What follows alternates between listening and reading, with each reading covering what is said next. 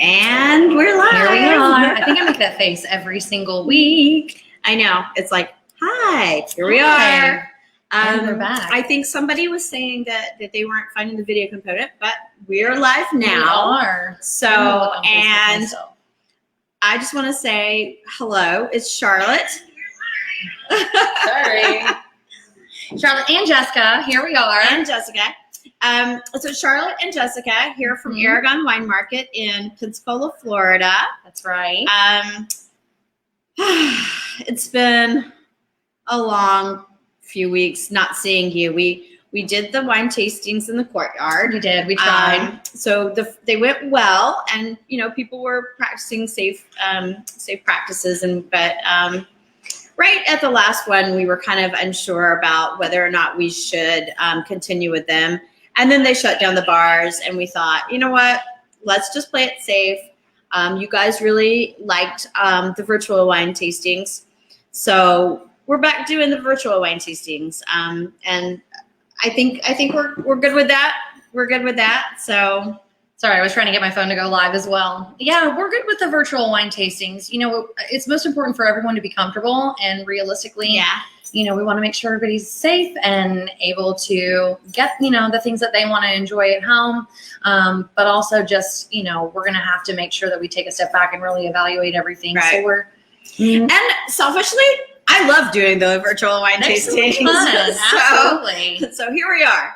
And speaking of selfishly, look at this new hair. Who's this? Look at this blonde. Can you believe it? I know. I went today for the first time to see Brittany at Volume 1 to get my blonde back on. Shout out to Volume 1. If you guys haven't heard of them, they're awesome. All their stylists They are there. awesome. Yeah. And I was so excited to get blonde again. I haven't seen her since March. She had a baby, so it was even longer than the quarantine time. But new hair. Who's this? New hair, new me. Yes. Back to quarantine, but at least you're blonde. Yeah, exactly. So I know you've been looking forward to getting your blonde back as well. I am definitely ready so you're to next. be a blonde again. You're next. Yep, absolutely. This has grown out. Now it's time. So I'm next. It'll be the blonde duo, the next virtual wine tasting, maybe. Yeah. Hey. So a little Aragon Wine Market business. We are following the rules of the city, which require everybody to wear a mask in the store. We actually have quarantined off where we're filming from. And normally when we are in the store, we're wearing masks. We've got our mask right by. So we appreciate anybody, when you do come into the store, wear your mask. We have masks if you forget yours. And I think that's really great.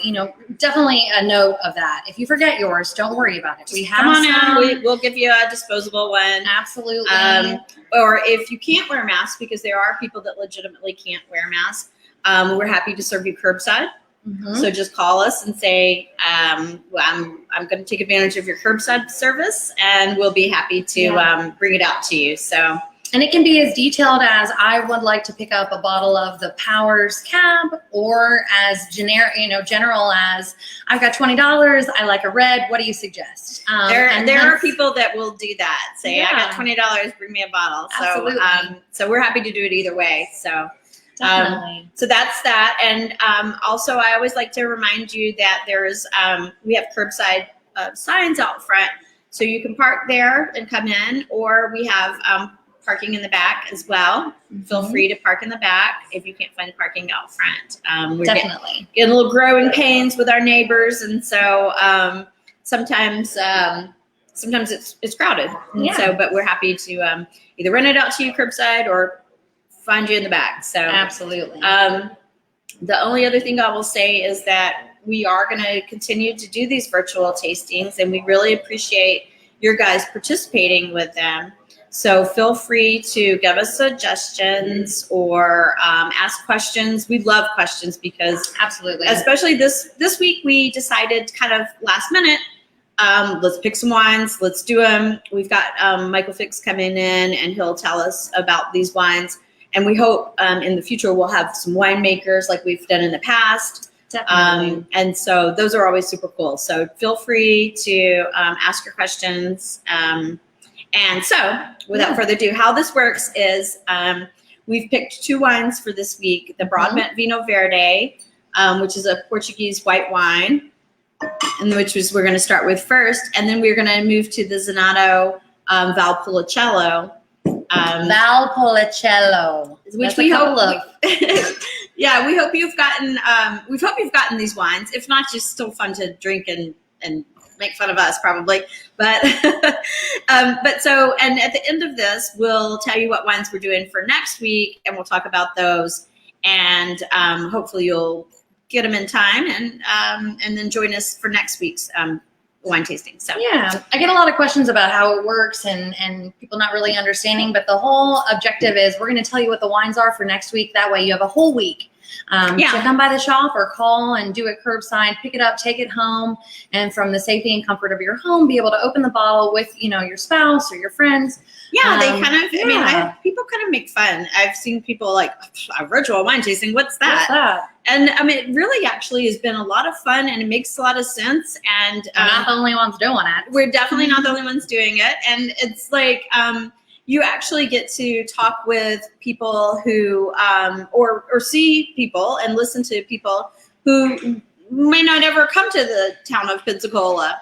So winemakers from all around the world, and so we're able to benefit from that. So. I think that's definitely been one of the coolest things for me, as this is our new normal, right? And in our new normal, being able to have the opportunity to do a virtual wine tasting where we're talking to Julie Johnson, right? Or we're speaking with a winemaker. I know, crazy.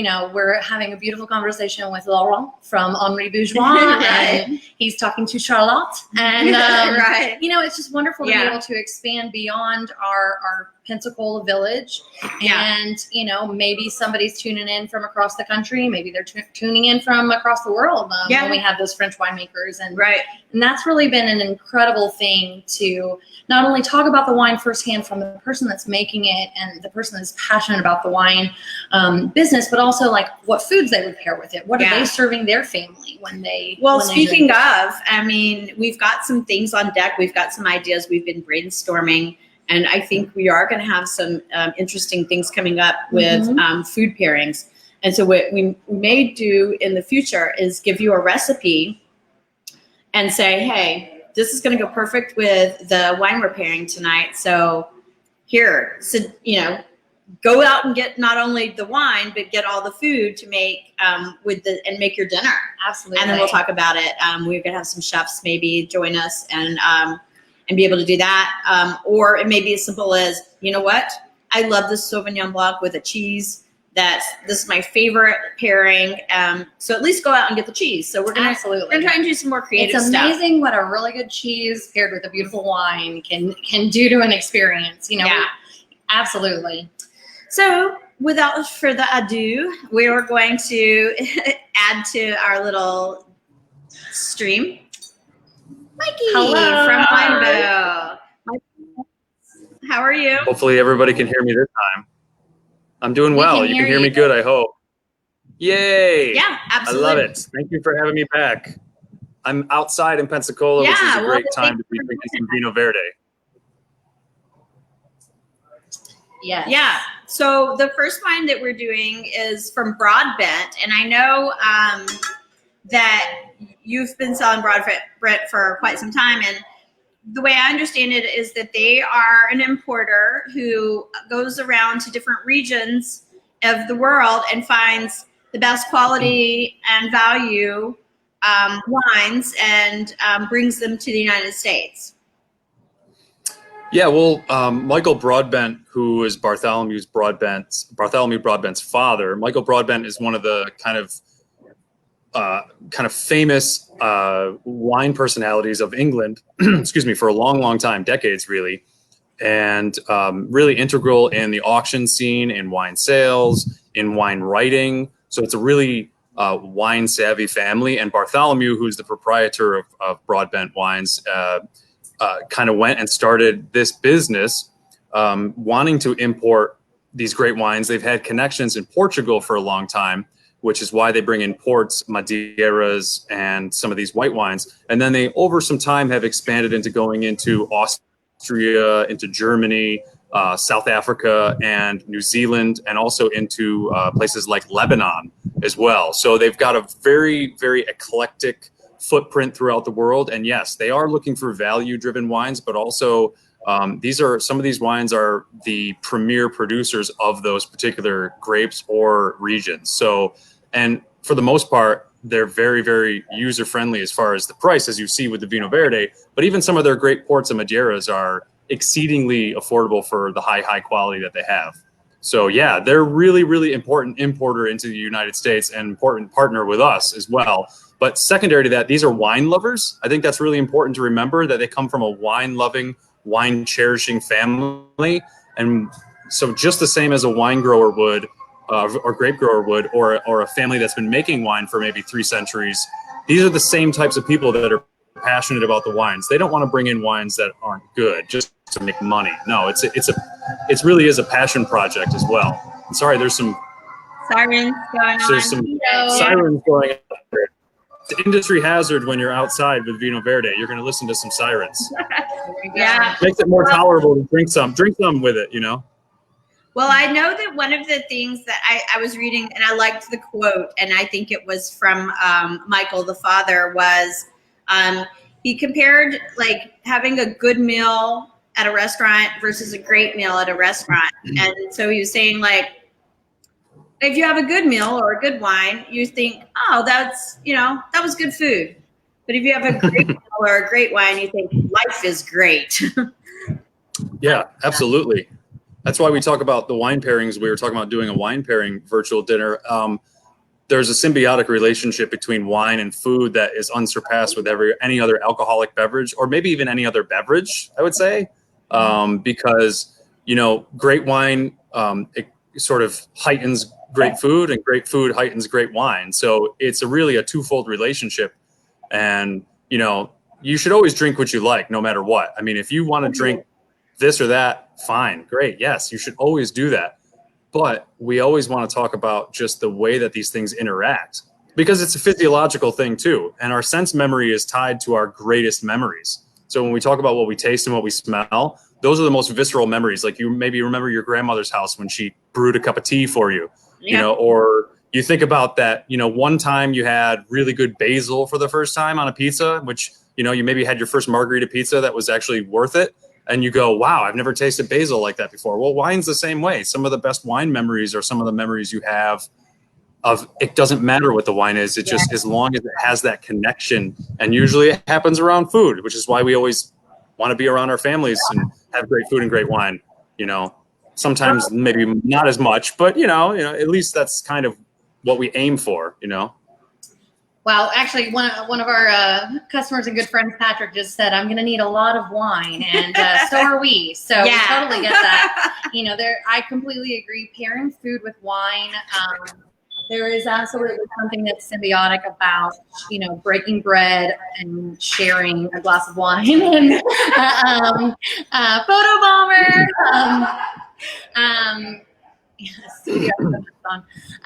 There's something beautiful about breaking bread and exploring, flavors and aromas. And, I think one of the things that I love about this Vinho Verde is, the process, which I want you to speak to, because I'm sure you'll be able to elaborate on malolactic acid and carbon dioxide and all the things that is introduced to it. But when it's 105 degrees outside in the shade, this delicious, crisp, cold, this beautiful wine is something that I automatically go to, and I almost have to catch myself because it's so refreshing. You drink it quickly. It is, and I know you can talk about the carbon dioxide that makes it spritzy, but spritz are super trendy right now, and so if you're in spritz, I would say definitely try this. It's like almost OG. What I've been saying, it is OG. What I've been saying about this wine forever is if you remember Fresca, it's kind of Fresca-ishness to it. So very light, very refreshing. I would say even more to the point, and this is, it's not necessarily apples to apples, but more to the point might even be the fascination that I've noticed in this part of the country with La Croix, the lime La Croix. That might actually be even more it might even be closer to that. But yeah, we could talk a little bit about like, what is Vinho Verde? Like, what does it mean? Where is it from? You know, obviously, okay, yeah, it's from Portugal. Portugal has over 200 indigenous varieties that are grown there. It's not a very big country, as you might know by looking at the map. It's kind of the face of Spain. If you look at the map of Spain, it's like a little face with a nose on the front with a big brow over the top of it. So Portugal is you know, a really unique country for its grapes. Number one, because there is not a lot of international grapes being grown there. There's a little bit of Cabernet, there's a little bit of this and that, just like everywhere. But it's mostly all of these indigenous grapes that are very hard to pronounce. And I'm not going to attempt to pronounce them at the best because I am not a Portuguese. Can you please pronounce the grapes that are in this wine? So I don't. I'm going to try my best. I deal with a lot of grapes. Probably I would say 2,000 different grape varietals every week selling for Winebow. But I will try my best. But when we talk about Vinho Verde, it's not the name of the wine.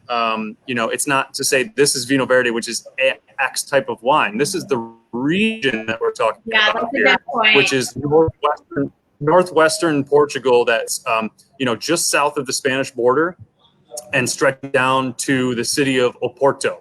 So port wine gets its name from Oporto, which is that main port that's there in the sort of northern part of Portugal, northwestern part of Portugal. So that's where port wine gets its name, and that's a whole separate story. But that's a huge region.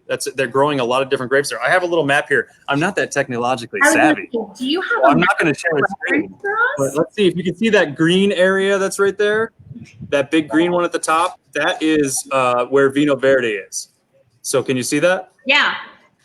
So that's a huge growing region, and so it goes from Spain down to almost Oporto. That little black box that's over there is Oporto, which is on the coast, and then the Minho River is there that runs through Vinho Verde, the region, and runs into Spain. So it goes through just like the Douro or the Douro in Portugal runs through both countries. So because of that, there's a little cross pollination of different wine grapes. Sometimes they go by different names. With just a little bit of a different spelling, because Portuguese is a separate Romance language. You think if you speak Spanish, you can speak Portuguese. It's not the same. It's not the same. Yeah. There's lots of weird E's and I's and J sounds in it. It's very, very difficult language. We just had a guy here from Paul Hobbs last week or 2 weeks ago. He was actually from Brazil, and he was pronouncing some Brazilian names for me, and I am just woeful at it, unfortunately.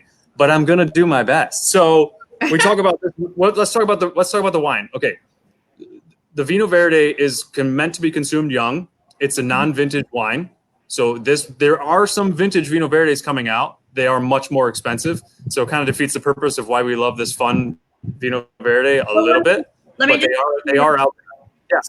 Let's tell people. I mean, the price on this is it's $9 a bottle, which. So, I mean, come on. $9 Why don't you have one yet? And that's always my commentary. If you're going to go to the grocery store and buy wine, then by all means, please come to 27 South 9th Avenue to Aragon Wine Market, because we can absolutely fill your world with far better options. Yeah. I mean, $9 a bottle.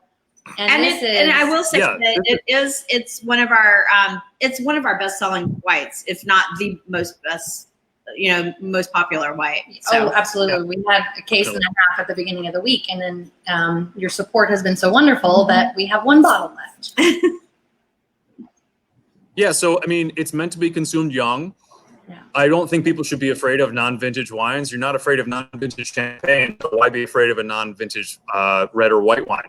Especially when it's a well-made wine. If it's the bottom of the shelf at Winn-Dixie and it doesn't have a date on it, that's a whole different story. But when we're talking about this type of wine from a great wine producer, more and more you're going to see more non-vintage wines across the world because of climate change making certain vintages more difficult. Either way, we talk about this is blended, maybe two vintages. Why we're going to talk about a little bit. Why is it spritzy? People would ask, when we talk about making wines hundreds of years ago, even thousands of years ago, many wines would go under a secondary fermentation by accident in the bottle or in the vat before they were bottled or jugged. So over time, certain wines behaved like that when their fermentations were happening in such a way. So because of that, people found they kind of liked how that wine behaved. This is how things like Moscato come to be. It's how things like Lambrusco come to be. Things like Pet Nat wines, people who want Pétillant Natural wines from France, they're not done that way on purpose. It's a farmhouse. And you just get used to it. The people of that region get used to having a kind of a fizzier wine because of the fermentation, and people didn't always know how to control fermentation temperatures, or they couldn't. There was no way to control a tank with any sort of cooling or heating. It didn't exist other than, changing the atmospherics. So over time, there's been the ability to allow this wine to ferment carefully, and they halt. We don't have to get necessarily into malolactic fermentation. A lot of people listening might know it. It's what a lot with Chardonnays and some other white wines. But did I drop out? No, it was just a little bit, but you're back. You halt that fermentation, and then because of that, you're done. You don't have any fermentation left. You're not going to be left with a wine that's spritzy. So you have to then add some CO2 to it, and which is what they do here. Exactly. And that's not a bad thing. I mean, many of you listening have had wines that have had CO2 added to them. Anybody who drinks I'm not going to say the brand, but anybody who drinks a bottomless mimosa anywhere in the United States has a wine that has CO2 added to it. Not done in a tank, not done in a bottle, but it's injected into the wine, added to the wine. So I will taste this right now. We're not going to say this is fizzy wine. I mean, it's spritzy, like we said. It got a little je ne sais quoi, right? It's got a little like, oh, hey, what is that? A little tingle. And that makes it extra refreshing. Absolutely. A slight effervescence is just refreshing. Mm-hmm. And it's got high acidity as well. Now, the main grape here is called Luriero, which is the main grape in this blend. It's 50%. Sometimes there's Albarino, which is the same as Albarino. That's not in this particular bottle. But anyway, the Luriero grape behaves a little bit like Riesling, just in its body and its acidity. So I think this wine doesn't taste like Riesling necessarily, which is fine. But I think there's a reason why I think this wine in the Broadbent bottle is so appealing to people, because it's about the texture of this wine. Yeah. It's really high in acid. It's got good little spritz to it, but it's got some body, which is great because people who come over who maybe want a light, crisp wine, but still maybe want a wine with some body, they get that here out of this wine because of the way that grape behaves, the way the texture behaves there. And I think to add to that, it's low in alcohol. And I mean, if you're drinking in the daytime, which is a perfect daytime wine. I mean, it's perfect anytime wine, but I mean, we can talk about pairing it with Florida. food. I mean, it's Florida. definitely we drink during the day. I mean, and it's low in alcohol. So, I mean, I think a lot of people appreciate that as well with it. Absolutely. And it's what we call like the porch pounding wine. I don't really like that term. 9%. But a lot of people use it. Yeah, 9%. So that's about 3.5 to 4 degrees less than most wines that people drink other than Riesling, really. Because Riesling typically will be sometimes between 7 to 10% or something like that. But there's no additional residual sugar here. I think it's about 1.2 grams. I think you guys have the sheet in front of you there. Mm-hmm. I think it's about 1.2 grams of residual sugar per liter. That's not a lot. I mean, that's more than a bone dry wine would be if it would be 0.7 or something, for instance, if it was like a Cabernet or something like that. But yeah, that's a little bit of sugar, but not very much. And some Vinho Verde producers add sugar to the wine as well, just like they would a champagne in some ways, because the acidity level is very, very high. But in this wine, I don't think you need that because of this grape. I think this grape carries enough texture where you wouldn't need to add it. And Broadbent is really, really, really hands-on with the production of these wines. They have a lot of partnerships in Portugal with the growers and the winemakers. And so, I mean, even for instance, I don't have the bottle in front of me, but I mean, the sunflower or the flower that's on the front was painted by Bartholomew Broadbent's niece. When she was 4, I think it says on the bottle, if you look at it in really small print. But like, this family's very involved in the process. You're not going to put the name of your niece on the back of a bottle that costs $9 if you don't care and stake your name on it. I mean, their name is on the bottle, so they really care. They really care about incredibly beautiful about, again, these virtual wine tastings, new normal, absorbing different information that you may not get before. But as we've navigated some of these wineries and learned about, these families and the Bilbos and, master wines and just like, they've got their second generation running the winery or their granddaughters are head of marketing. Like, I think that is such a beautiful thing that people really don't understand. And I'm a people person, so I love the story. I want to know the why and the story. Yeah, I think most people do. Absolutely. And we're wine people. So we're wine people. If you're not a people person as a wine person or you're into wine, I mean, it's still fine to drink it by yourself in a closet somewhere. I don't have any problem with that. It keeps me in business. But, I think we all kind of want to be around people when we're drinking, especially something like this. I will go a little further. I wonder if anybody wants to say in the comments, or if you guys want to say, like, what do you taste in the wine? We don't know if what do you smell? What do you get? Yeah. We'd love some comments, It's just, we don't have the big fancy winemakers with us tonight. We got Mikey Winebow, and he's given us a lot of information. We're happy to have you, though. And I'm excited because the next wine, we're not quite ready to move on to it next. But I will say that Mike is very well versed in Italian wines. He is certified for Italian. I'm not sure what you call your title. You're level 2, right? Italian wine professional. IWP. Yeah. So I think there's maybe 10 in Florida. 10 people in Florida that have it. That's awesome. Like that. Yeah, that's incredible. Yeah. Not a lot of people. And in fact, we can move on to the Zenato if you guys are ready. I mean, I think we talked about this. If there's so Doug Dixon, my first thought that was Riesling, pear, apple, and melon. Yeah, totally. Definitely. And for sure. Lots of melon, and I definitely get some lime, maybe lemon lime up there in it in the first. That's my Fresca reference. Yeah, absolutely. And when you say parameter about the lime, Fresca, that takes. Well, the other thing I would say is, there's like acacia blossom, orange blossom. There's pear or peach kind of things going on there. You can also, I would say this before we move on, you can use this wine to make some cocktails. Because it's got that little to it. So we actually do one called the green. We've done some with people called it Green Gibson, which is gin and Vinho Verde, and with a green olive. So a Green Gibson.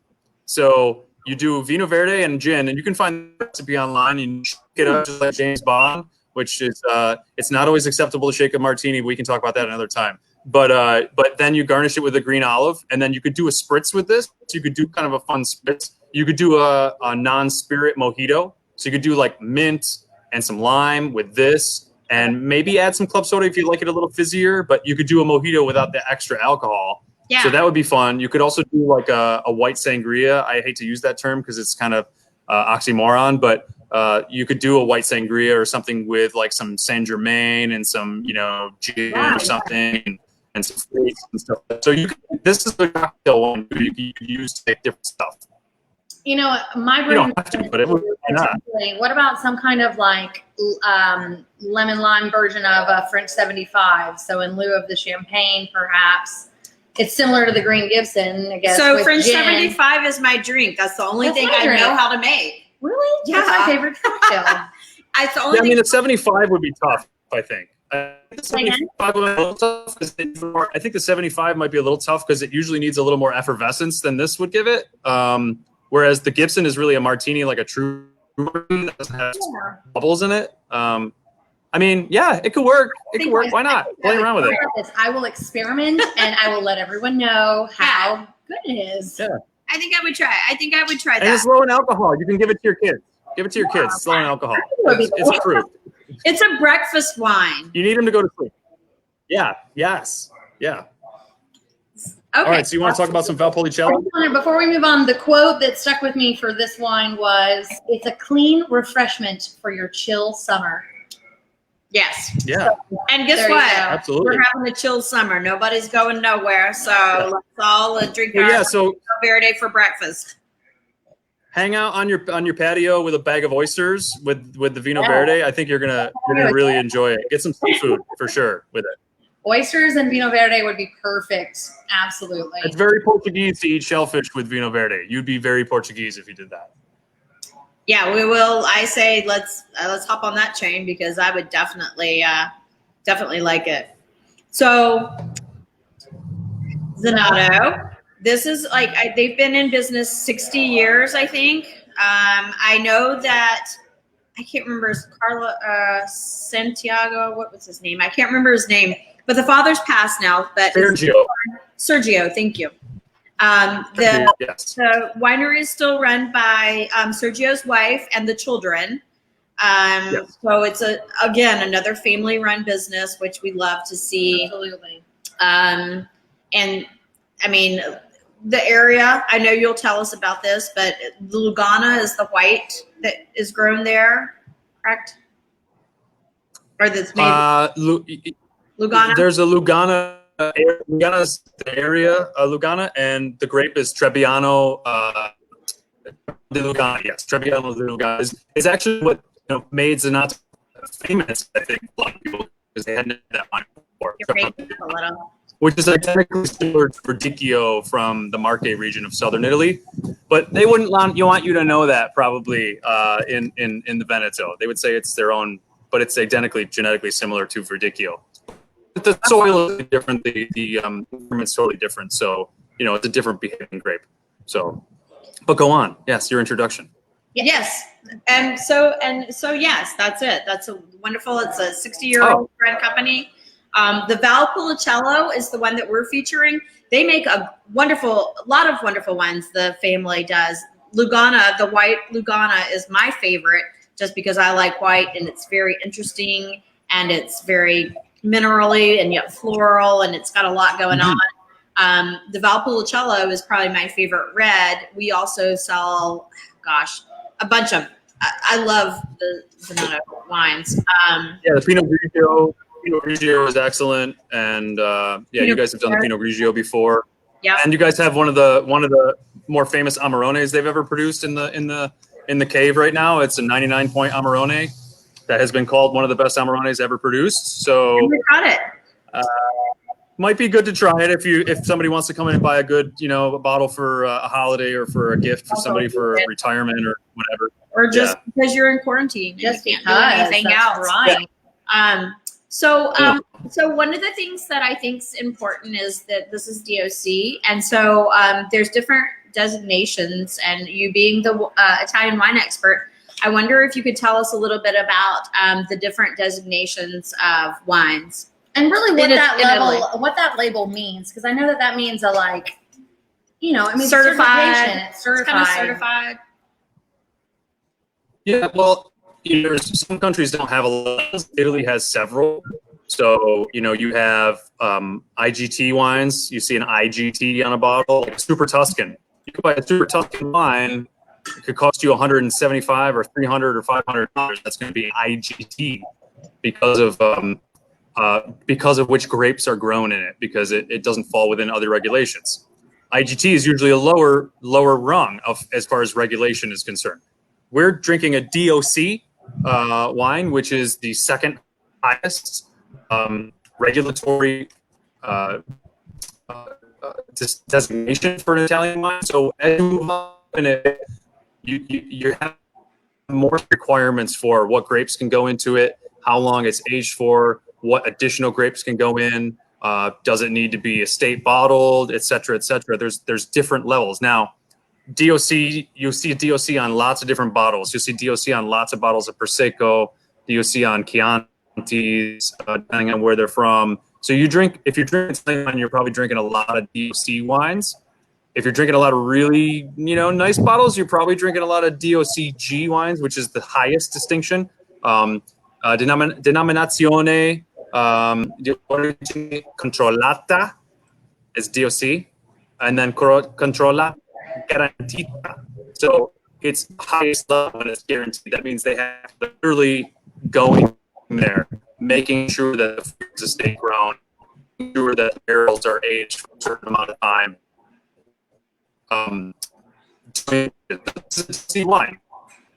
Yeah. Um, We're losing you a also- little bit. You're also breaking up a little bit. So let's see if we can't Okay. calibrate you and get you caught back up. But He sits back like that's going to help. I feel it Sit back resets a it. little. Sit back and sip your wine. And I just want to note, I got a comment from a customer earlier today that they really missed your didgeridoo the last few weeks. And so I feel like man. perhaps we should revisit Australia so we can have the didgeridoo. I think that we've got some Australian wines planned, right? We did talk about some Australian wines, yes. Talked about them? We talked about them. We talked about them, yes. But yeah, am I on like the high speed now? Am I All going? you had to do was sit back a little. You put it into Calibrated. place. Well, there's a little rain moving in, so maybe my Wi-Fi wasn't working as good. But so additionally to being a DOC wine, this is a Superiore. Now this wine is considered Superiore, or it says Superior or Superiore on the label. Now, what does that mean? That doesn't mean it's the best wine of its category. I wish I could tell you that. That's not necessarily what it means. But what you do when you have a Superiore wine is you have to harvest it at a higher sugar content. So there's a higher alcohol. When you're done with fermentation, you're going to have a higher alcohol content. And, you need to age it longer. There's a minimum aging requirement of 12 months on this particular wine. So it has to be aged for 12 months. In this case, they're using French oak barrels that are large oak barrels. So this is not an oaky wine. And most Italian wines are not oaky in general anyway, because they tend to use larger barrels for a lot of their wines. But so you have to age it for a minimum of 12 months, which they do. So because of that, it's a little bit more than just your Valpolicella that some people might be familiar with from back in the mid to late early 80s, which was like Bola. You might remember Bola Suave and Bola Valpolicella. Those were kind of like your quaffing, sort of wines. This is taking it just a little bit higher as far as its requirements, its winemaking, and I think the wine shows a little bit more elegance on it too. And I would actually say you'd want to like maybe open it up a little, just as it's breathing. Some people might notice it's changed a lot. I'm hoping. Vittorio, who's a good friend of mine, came to Pensacola once. He is actually from that area and says you have good pronunciation. So bravo. Well, I don't. Yeah, Fix. I don't always have the DOCG names in front of me, so those are a little harder to pronounce. But if I can't pronounce Valpolicella, I'm not in the right business, or Zenato. And thank you, Vittorio. I appreciate that. Grazie. Also, I could talk a little bit about what's the difference between Valpolicella and Amarone. Some people, are familiar with Amarone, and it says Amarone della Valpolicella, and that's a whole different wine, but the grapes are very similar. So in this wine, it's mostly Corvina, which is the really important indigenous grape to the Veneto. So the Veneto is northeastern Italy, which is inland from Venice. So Venice, of course, being an exceptionally important capital of that city-state for hundreds of years, thousands of years. That's the reason why these wines are very popular as well, is because they were right there. Venice is right there, so the wines made it all over the Mediterranean, and then of course, obviously, they made it to the United States eventually too. But let's see if I can do my my wonderful technological skills. Let's see if how is it here. I don't know if you can see it, but wait, computers, I can't do it. But anyway, whatever. It's up in the northeastern part of Italy. Google it. But it's really Veneto is really interesting because you have right where Zenato is and where Valpolicella is, you have Lake Garda. So it's a very large inland lake that also on one side, and then you have the mountains on the other side of Valpolicella. So you have this really, really interesting shift and the way that the weather patterns move. It can get very hot, but also you're going to have some coolness coming down from near the mountains as well, which helps the acidity levels stay really, really nice here. But this is different than Amarone. Amarone is a wine that's aged and for many months or till the grapes are dried and then it's vinified. And whereas this is meant to be done younger and sooner. And some people might even be familiar more with Valpolicella that's a young, even lighter than this wine. So people are really familiar with the ones that they want chill 15 or 20 minutes. Although I think this wine would be really good chilled, I think, for 15 minutes also. Yeah. Almost any Italian wine is great when it's a little cooler, I find. And that's due to the high acidity generally that we see in acid, in Italy, that is. I feel like this I don't know, is like if you see Valpolicella, sometimes, like I always thought it was a little lighter, and this to me is definitely not that light Valpolicella that I've known in the past. So I mean, this is definitely one of those more rich, pairs well with food kind of. Or just thinking about food. That's automatically where my mind starts going when we start drinking. Is like, what am I gonna eat? And so with this, like, I don't know why, but, and I just was reading the spec sheet and it makes sense, but like tuna, like some sashimi, like dark, rich red tuna, or some pasta, you know, certainly with a really, really beautiful red sauce. This would go great with antipasta or just charcuterie. I mean, yeah, for sure. Yeah, and this is more of a serious style. Like I say, they don't make a regular Valpolicella at Senato. So they don't have like 2 or 3 different levels. They go just the Superiore style. So that's it. They don't make just the regular Valpolicella. That's, you know, I mean, which is fine. Those are great wines, but they don't do that. This is their Valpolicella, and then they make, of course, excellent Amarone. Yeah. But yeah, you compare this with, I mean, a ton of different stuff. It goes, I mean, from pizza, ossobuco, it doesn't matter what it is. It's you maybe don't want to eat horse. Which they do eat in the Veneto still to this day, which is one of the few regions in Italy where they do eat certain preparation of horse, not to freak everybody out. But you can learn more about that in this wonderful book here called Vino Italiano, which I don't sell. It's not a shameless plug, but I say that because I think if you want to learn more about Italian wine, this is an excellent book, which was written by Joe Bastianich, who is Lydia Bastianich's son, and David Lynch, not the director, so it won't freak you out when you read it. It's a different guy. But it's an excellent book to read to learn about the culture behind the wines. It's not like a reference book that just tells you like, this is what goes in, this is what that is, this is what this is, this is the list of producers. That's great if you're a nerd like me, but this gives you an idea of like the culture behind the wines. You can actually read this front to back without ever needing to like just jump around. You can learn about the 20 distinct regions in Italy. There's 20 distinct wine growing regions that are all different in their own way. I mean, it's by country, but it really isn't like unified. The country is very different when you go from Puglia to part of the where Valpolicella is, or if you go from Sardinia. Absolutely, yeah. I remember flying in. I for my 30th birthday, I met a group of girlfriends. We all flew in and met in Rome, and it was the most. Traveled by myself. Flew in. Everybody came from a different area of the country, and we all reconvened in Rome and celebrated. It was an amazing experience. And I lost my train of thought. What was the point of that? Who knows? I don't know. Who knows? Oh, Italy. Yes, Rome. Hello.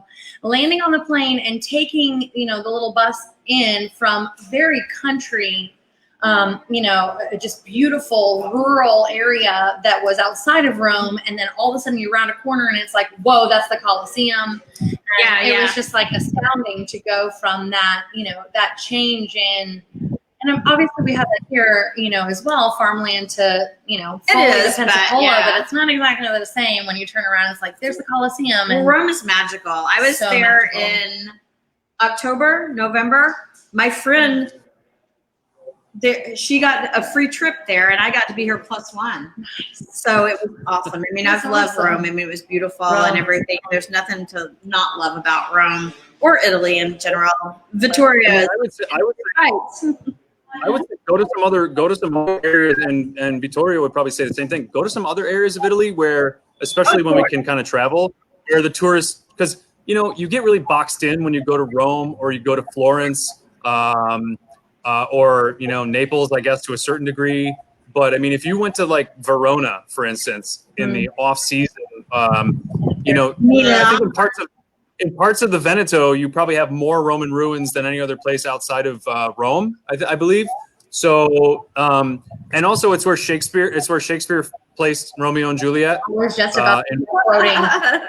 In Fair Verona. And one of the things I always like to say about Amarone, you know, is that it's a labor of love to make Amarone. And look at where it is. It's Verona's right there. So you have to really you have to love winemaking to make a little bit about making Amarone, because I mean we don't have one right now that we're making, but we have them in the store, and I think it's Vittorio says Verona is 15 miles from his house. Yeah. Oh, God. Very cool. Very nice. But Amarone to me is like a super interesting process of how they make it. So if you could just give us a little short explanation of Amarone, because I know people have heard of it, but they maybe not know how it's made. Yeah. So, you know, and this will give you an idea of why Amarone is not cheap. Okay, so you got the similar grape cepage to yes, visit Siena. Perfect. As Vittorio says, visit Siena and go see Dario Cecchini.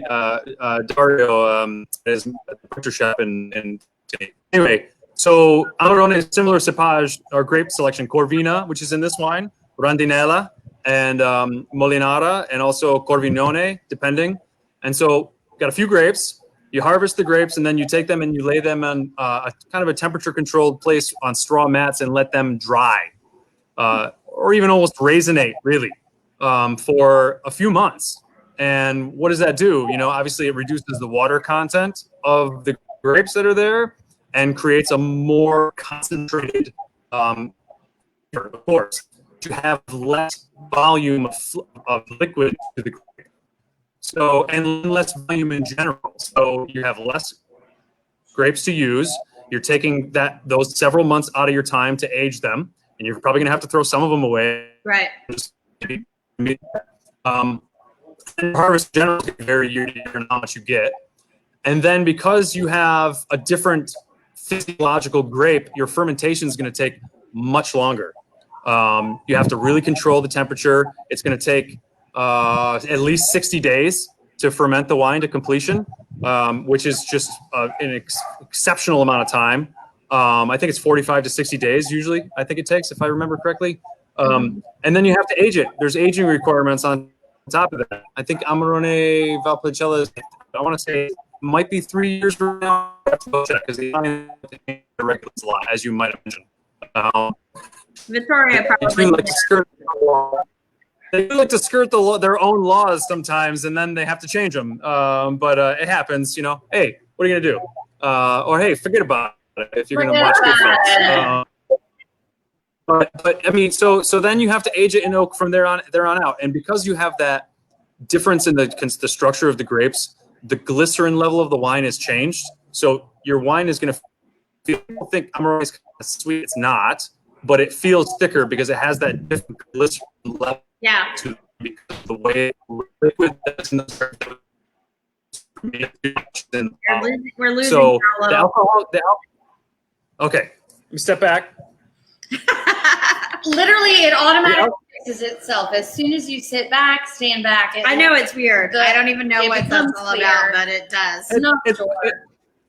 It's funny. My wife always feels a little bit better when I step back away from her too. I don't know what that is. You know, I'm not really sure how that works. But you know, I guess if you're already married, you don't have to worry too much about impressing them after that. But anyway, no, I kid. She's probably watching. They're always watching, guys. I hope so. Never stop dating. That's right. No, but anyway, so yeah, I mean, and then another little factoid that I will say, and this is getting a little geeky, but in this part of the region, they used to make a wine, they still do, called Recioto. Recioto is the dessert wine of the area and is really kind of the precursor to Amarone. You know, the taste for wines being dry is a relatively modern phenomenon.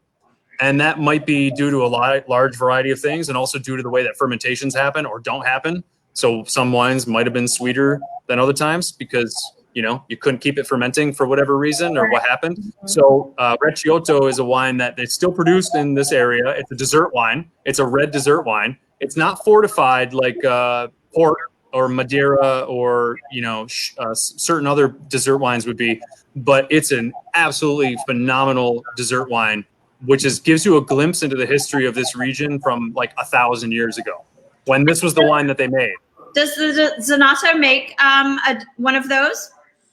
I wish I could give you a segue as a salesperson and say, funny you should mention that, but they don't currently, no. At least not. Do you have one at Winebow? We do, yeah. We have a couple. We have one from La Giretta, and we have a couple more. But Zanato right now. We could always do a special order for them on those. Yeah, right now we have one from.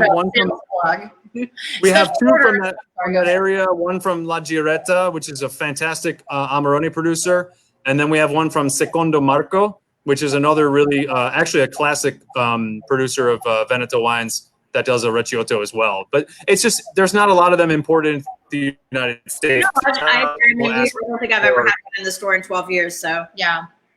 There's not a lot of people necessarily asking for a $35 bottle of dessert wine from Italy, but it's also usually 500 milliliter or 375 milliliter. But you know what? Once you try it, you're really gonna like it. Oh, I mean, I know. And the good thing about your company is that what I love about Winebow is that if you want one bottle of some obscure wine, we can order it for you. That's where I was trying to hop in on my segue to talk all over you. Was special orders. Like, that's a huge component of what we do. So if you have had a bottle before, or you want to try something and it's distributed in the state of Florida, we can get it. Especially through Winebow, we can buy you a bottle of it. Yeah. And that way you can try it and determine whether or not you wanted to get a case or 6 more bottles, or perhaps try something else. Yeah. And that, those special orders, we can do those any day of the week for you. And we actually do a lot of special orders. I mean, when I part of what we do. When I opened the store almost 12 years ago, I was like, I had no idea how much time I would spend finding wine for people. Absolutely. And I'm happy to do it. It's beautiful. It's wonderful. We had 2 service personnel that have just joined us to the Pensacola area that were, one was Coast Guard and one was Navy, that came in yesterday. And she had this wine with her parents celebrating, a pinning ceremony and a maturation and growing up. And she wanted me to find this wine and was astounded that we could do a special order for her of just 3 bottles. And we absolutely can. So if you ever have a wine that you've had before, or you call and we don't have it in stock, just know that, most of the time we can absolutely do that special order for you if we can still get it. Especially if it's from Winebow. We love Winebow because they don't charge us any extra. Which means you don't pay any extra, because if they charge us extra, you pay it too. So well, I would say that when you're talking about Italian wine too, Winebow was founded in New York City, New Jersey, I believe at that time, by Leonardo Locascio, who as really an Italian imports company. And do I need to step back again? Yeah, you did it. You did it automatically. I don't know why it fixes it. Did you hear? Okay, so Winebow was started by Leonardo Locascio, who was an Italian importer in the early 80s. And Zanato has been with us since, I believe, 79 is when we first started bringing it into the tri-state New York City area, I believe it was. So almost 40 years. And so I would tell anybody, if they're looking for like really cool Italian wines, I would check out Winebow and check out our website, because we import probably about 400 or so different wines just from Italy. I want to say maybe more. Actually, I'd have to look at it. Wow. In addition to all of the stuff we do that everybody loves from California and stuff like that, like Chapelet and all that kind of fancy stuff, and Ron Bauer. Our last bottle. Yeah. Hey. We need more. Yeah. Our Winebow website's really cool because you can find some really great producers on there. And as we talked about family, Winebow is really, and I don't need to sell your customers on this, but it just tells you a little bit when you see the name Winebow on the back of a bottle. It means that these are basically, all of these producers are all family owned. They have a commitment to their wines because it's their stuff. It's their vineyards. Zanato owns about 95 acres, I believe, right now. So these guys are mostly all family owned wineries. And I know a lot of people are always talking about, I want to find the small guys. I want to find the small guys. Well, you know, a lot of these guys who have names that we recognize, they're fourth, fifth, sixth generation people. It's their family. It's their livelihood. You shouldn't be afraid to buy a bottle of wine you recognize. You know it's going to that family. It's not going to a law firm in San Francisco or something, you know? Absolutely. Yeah, for sure. So that's my 2 cents. For talking to us about the wines that we did. And I appreciate you jumping on board because we kind of were last minute, like, what are we going to do? We're not comfortable having the wine tastings in the courtyard. Let's go back to doing virtual wine tastings. And so let's just figure out what we're going to do. And of course, Michael Fix from Winebow comes through as usual. That's right. So we are going to do another virtual wine tasting next week. And it's going to be the Sean Miner wines. And Sean Miner is awesome. I've bought them for a long time. They do have we are featuring the Willamette Pinot. Willamette, Janet. Yes. Thank you. You're welcome. I love that. Somebody said Willamette earlier today, and I had to correct them just because inherently, if you've ever gone to Oregon, you got to say it's Willamette. It's Willamette. They will correct you. And so we will as well. We'll say Willamette. Yeah, that's Janet, right. Willamette, Janet. Damn it, Janet. Yes. So we're going to do the Sean Miner wines next week. We did them at the courtyard, and people enjoyed them a lot. So we were thinking that would be good that we could feature them for the virtual wine tastings because everybody liked them. And they're moderate price bottles. You know, the Sauvignon Blanc and a few of the other ones we have are at $15. The Point North is just a few dollars more. So it's still a moderate price bottle. Under $20. Yeah, absolutely. A super comfortable price point that you can enjoy on, you know, whatever given Thursday night that you're going to have your virtual tasting with us. Yeah. So, Fix, why don't you tell us a little bit about the Sean Miner wines? They are from California, and Sean Miner is the guy's name. Yeah, there you go. That's all you need to know. Just kidding. No, I mean, I think a lot of people are probably familiar with these wines from some restaurants over the years, and also from being in the shop. They, you know, didn't have as much of a presence in the market recently until we picked them up, and so I think you're going to see we're going to have them available for you a little bit more. And so I think what's really interesting about I've been selling wines not from Winebow, but when I was in New York and buying wines for hotels and restaurants, I used to buy Sean Miner when it first came out, which was back in, I think, 2005. So it's not been around for a long time, but Sean himself trained at, worked at a couple different places in Oregon in Willamette, which a lot of people don't realize. They think of it more as a California wine because that's where they are now. But he cut his teeth working at King Estate. And also Benton Lane. Yeah. Wow. I so that's where he learned how to make wine. And so I think a lot of people are always like, well, why does Sean Miner do a Willamette wine? I don't know. He's a California guy. No, this is where he kind of cut his teeth, was in Oregon. So I think a lot of people, when they try this wine, are going to be really floored by it, especially for the price. There's a lot of Willamette wines that cost a lot more than this. And so that's really one of the things that's really important. And we'll see when we talk about the wines a little bit. It's also a big family operation. Some people are probably familiar with Four Bears. He has a wine label that there's two different labels. There's the Sean Miner and the Sean Miner Four Bears. And that's him as an ode to his 4 children, him and his wife and his 4 children. That was confusing to me at first. You know, when I was receiving wine, obviously I'm 6 months into this venture with you guys, but like I was confused by that Four Bears and the Sean Miner, and that's such a beautiful like understanding now that it's about his children. Yeah. And leading up to like when we taste them and talk about it, especially since we're talking about food, I would probably go in and go on their website and follow them on Instagram because Sean's wife has been doing a lot of really cool videos and food pairings and things like that. She's really involved a lot in it. And we should have a guest from Sean Miner with us. I'm not sure yet. I don't want to promise it, but We're hoping they do have another event they're doing that evening, but they'll be on Eastern time. So we might be, I think we're going to be probably able to squeeze them in. Lucky for us, they'll very infrequently benefit from Central time, but I think we will in this regard. And tune in and hopefully we'll have somebody from Sean Miner participating with us. Yeah. So awesome. Well, thank you.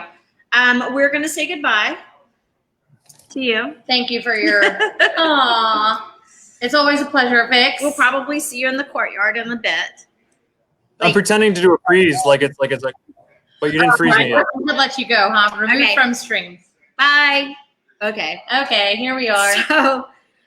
So first of all, I want to do more Italian stuff with Fix because he does know a lot about Italian wines and he's super knowledgeable. And I think that we'll do that. Yeah, definitely. And I think, honestly, for me, whenever, obviously the other areas that aren't as well known, that aren't Rome and aren't Venice, are beautiful places to travel. But, we've got to start with that first trip somewhere. Yeah. And that's where I was. A week in Rome was definitely not enough. But it was enough to make me fall in love with Italy to the point that I cannot wait to go back.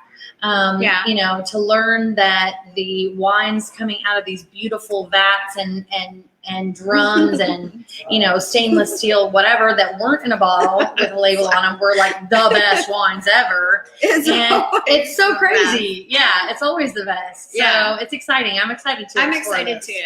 I'm excited for us to keep doing these virtual wine tastings. And so Sean Miner is next. Yep. So we're going to feature the Sauvignon Blanc, and we're going to feature the do we have the Sauvignon Blanc? This is the Chardonnay, but the top of it. It looks the same.